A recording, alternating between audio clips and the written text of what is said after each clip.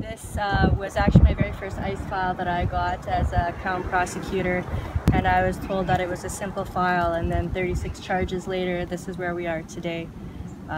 Unfortunately, with technology, the charges and the type of offending appear to be getting worse, and so this is just the tip of the iceberg. As always, the Crown is ready to proceed to trial.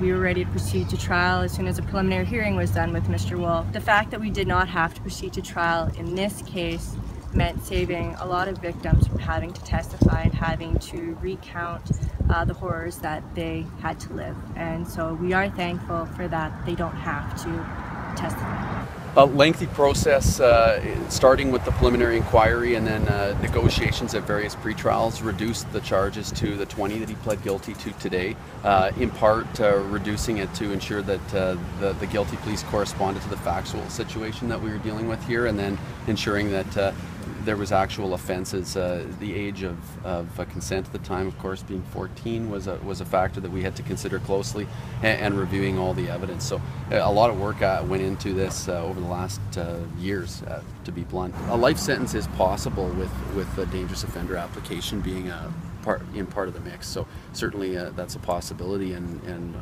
you know, it's certainly our hope that that wouldn't be the case, and that we'll find some middle ground that will be appropriate, that will consider both the risk factors and the offenses themselves. That's the hope.